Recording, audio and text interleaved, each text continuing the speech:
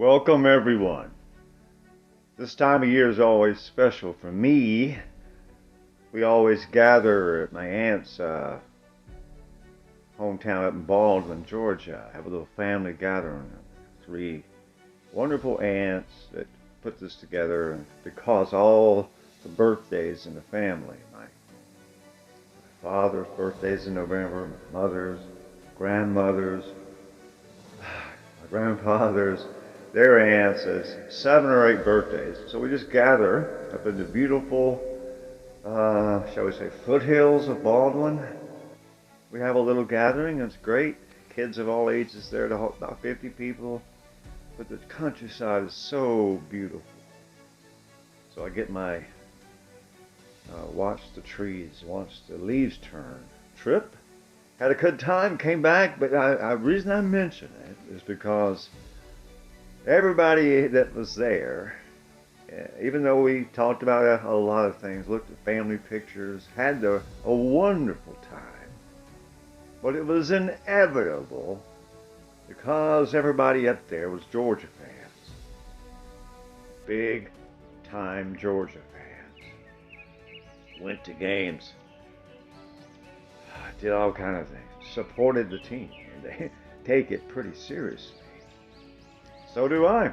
I can't help it. I was raised that way. But up in those beautiful foothills, the golden autumn leaves turning, and the rolling hills, and the beautiful countryside, and the nice manicured estates, they're just, they look like something out of somewhere on another planet. It's a beautiful place. So it's a wonderful drive back. But I have one aunt in particular that I always use as a barometer for what's going to happen to Georgia the rest of the way. This particular aunt, big supporter of Georgia. All her children are too. Well, she made a firm point of expressing her disgust with the Georgia team and Beck in particular. And last year, all she could talk about was Brock Bowers. We didn't say much about Georgia. We just enjoyed our feast, mentioned Georgia, and went about our merry way celebrating a wonderful time in a wonderful place in a wonderful season as autumn, November, rolling in. We're getting ready for the holidays. Georgia got mentioned, Brock Bowers, that's it. Because we were winning, because Georgia was winning. It wasn't conversation. This time, it wasn't mentioned very much, but when it was not a happy crowd. So that's just one family, so what? So how about you? What do you think about Georgia right now?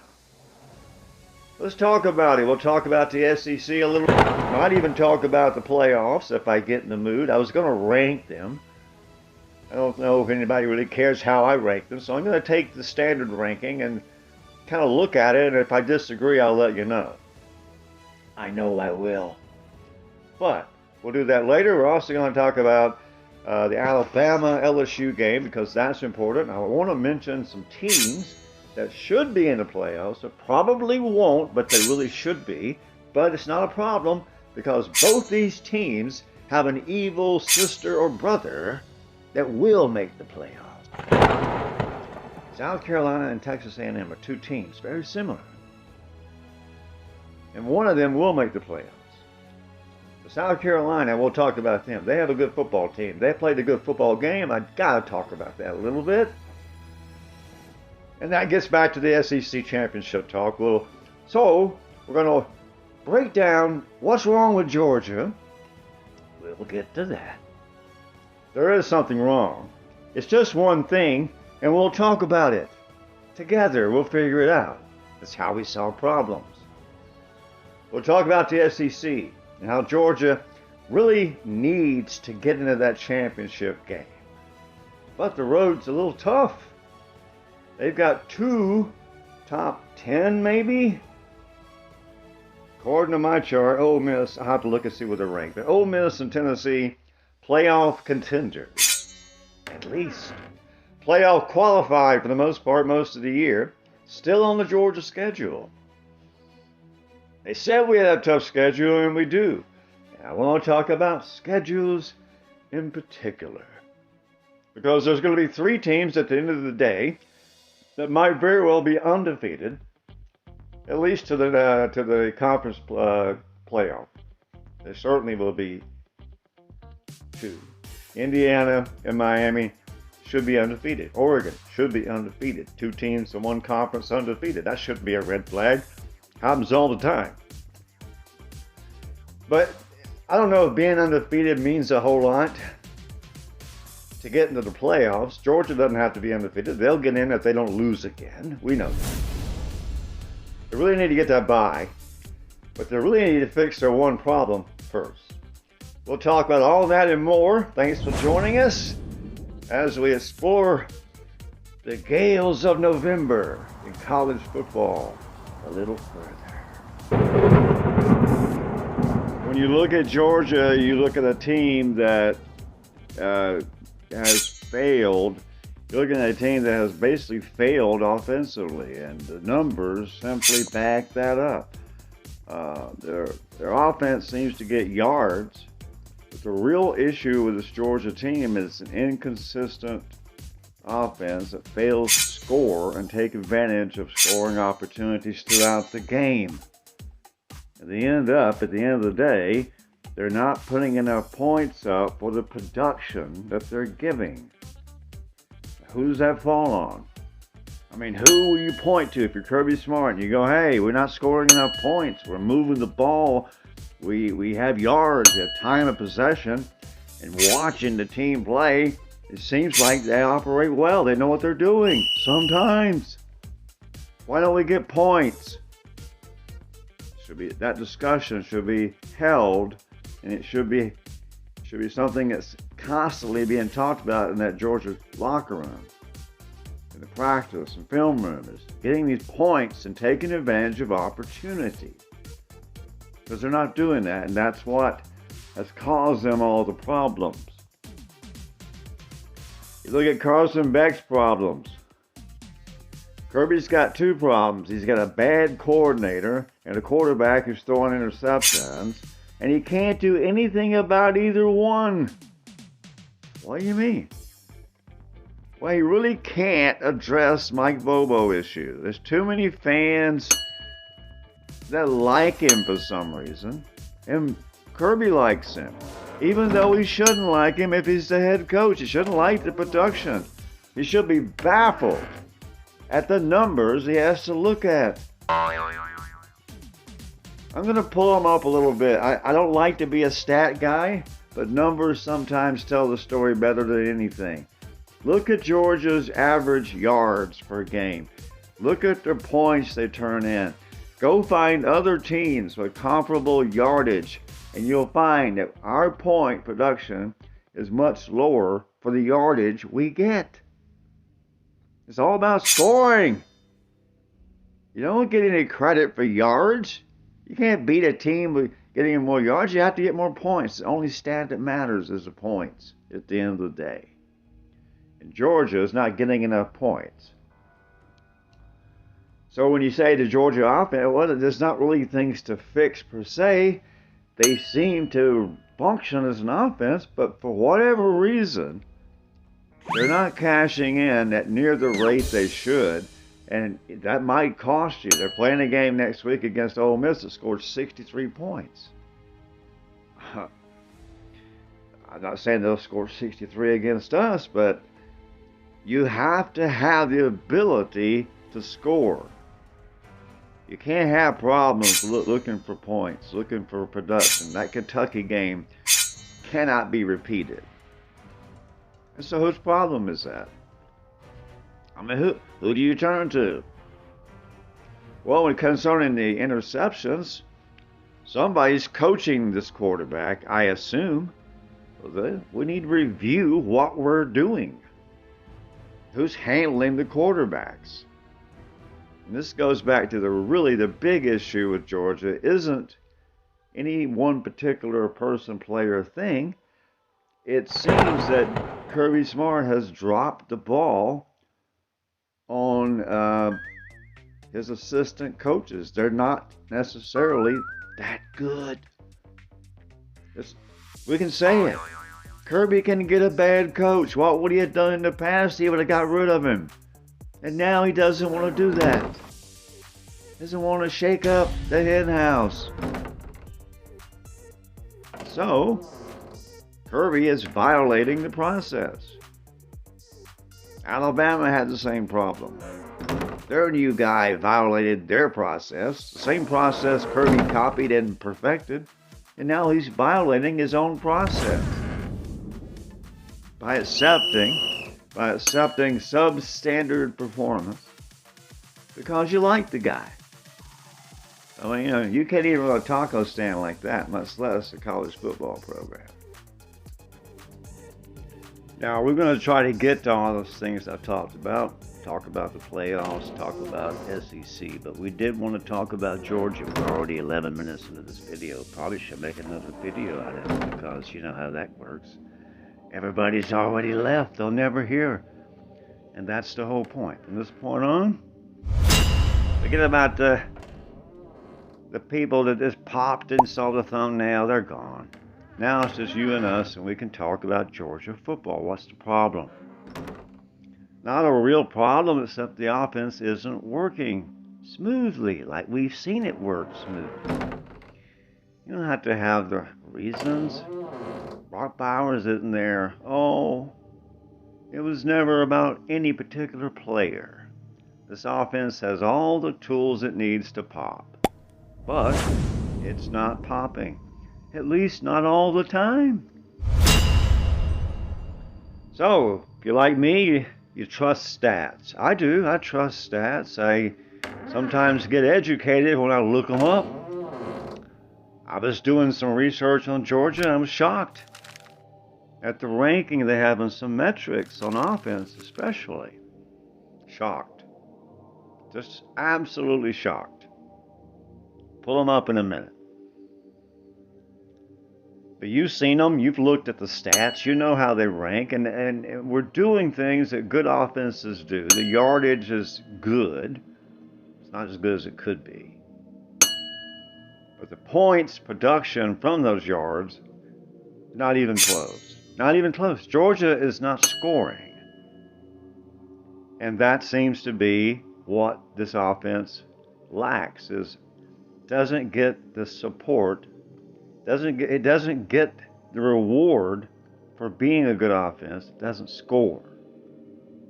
And it doesn't score near enough. Those stats are more in tune with bad football teams. Our offensive stats, you would say this is a bad offense. But it's also a strange offense because it has some good things.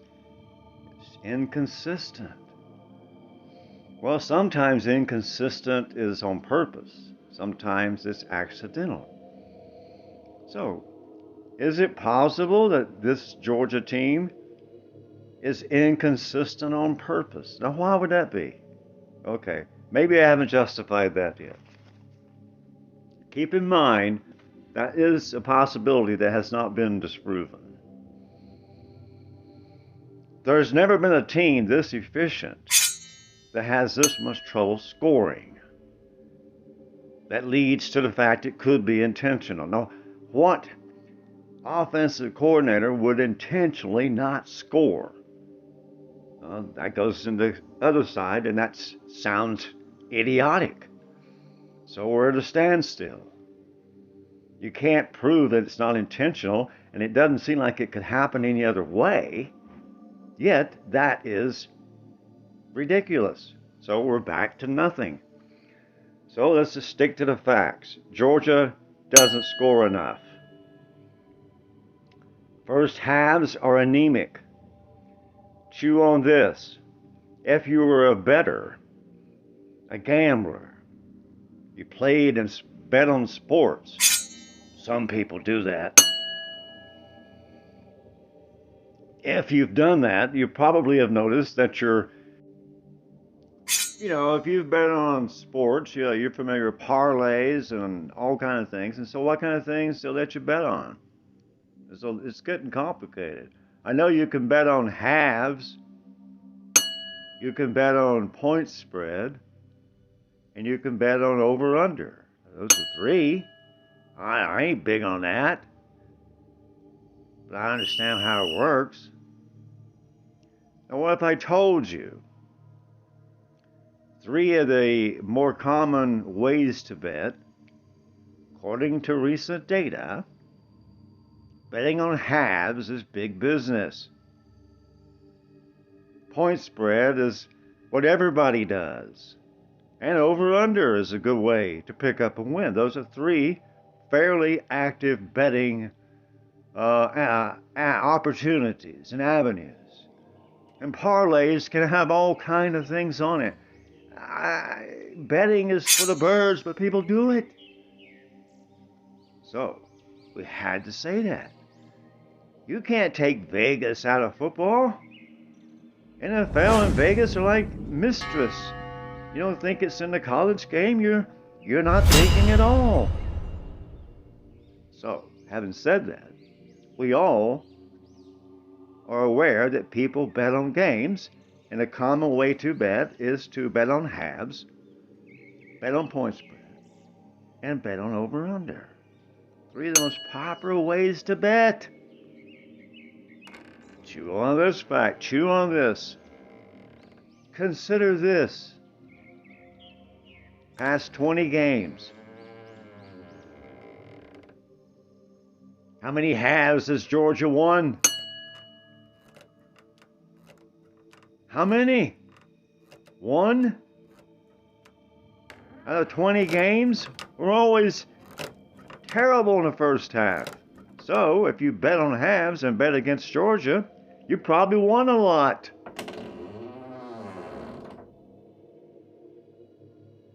You can bet on offensive performances on fantasy. So having a bad first half might be good for business. Having a bad first half could be good for business. That's just a fact. We have to write that down on this side. Facts. Stats. People bet on halves. Georgia loses most of them. People bet on point spread. Georgia hasn't won a point spread since Bobo got here. Maybe a couple of times. So there's a consistency there. You're losing halves, and if you bet your opponent and the points, you win almost 90% of the time. Okay, that's just two. What about the over-under? Since Bobo got here, counting last year, his teams, the combined score of what Georgia scores and the opponent, that's called a total. You can bet under or over that, and if you guess that right, you get money. And it was 14 times, and so forth, 20 times. It was 12 last year and 6 this year. 18 times Mike Bobo's teams caught the under, which means they didn't score as much as Vegas thought they would. Again, profit from failure. Did we mention something about intentional inconsistencies? Well, now you've got two logs on this side because the inconsistencies Georgia has had do add up to a tangible, concrete, consistent result.